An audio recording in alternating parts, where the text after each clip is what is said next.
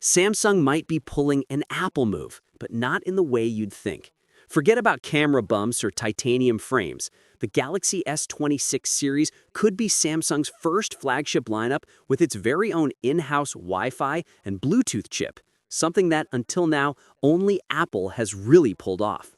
So what's going on here? Well, a new leak just revealed an Exynos S6568 chip listed on the Bluetooth certification website.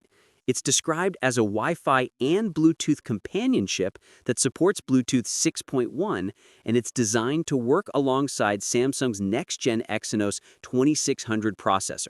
In simple terms, Samsung is no longer relying on third-party chips, it's building its own connectivity brain from scratch. Now, that might sound like a small technical detail, but it's actually a big strategic shift.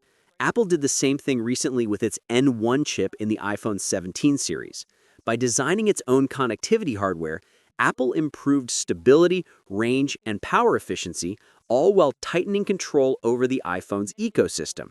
Samsung seems to be following the same path, signaling that it wants more independence and more consistency between its hardware and software.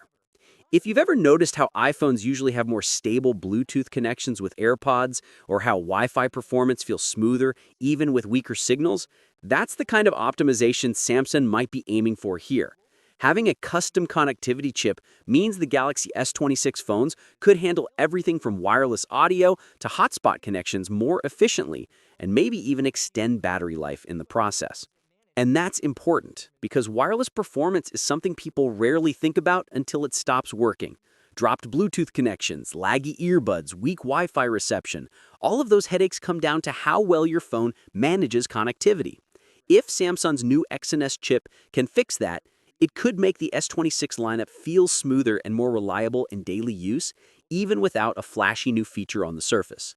But of course, this isn't the only story surrounding the Galaxy S26 series.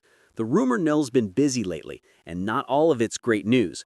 Word is Samsung might delay the S26 launch until March, a couple of months later than usual. That's reportedly because of last-minute strategy changes.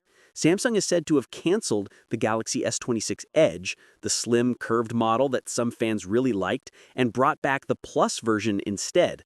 The regular Galaxy S26, which was rumored to be renamed S26 Pro, is also sticking with its usual name after all.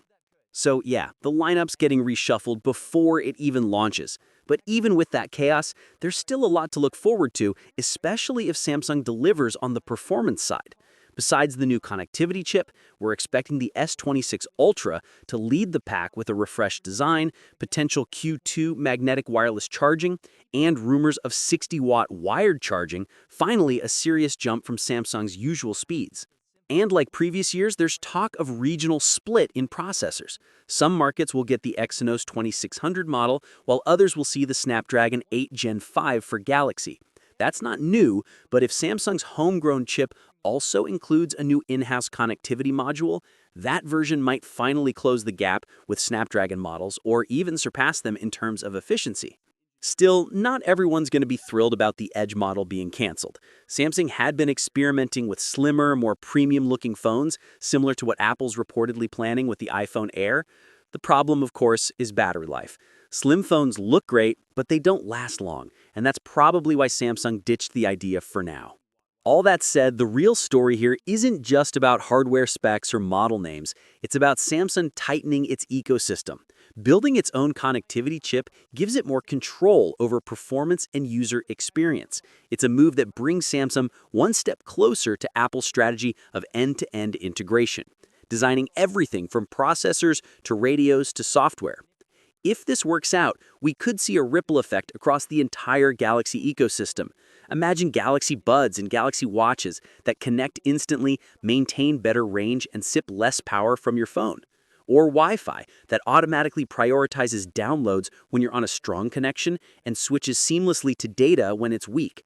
That's the kind of behind-the-scenes optimization that changes how smooth a phone feels day to day, even if it doesn't make the spec sheet headlines.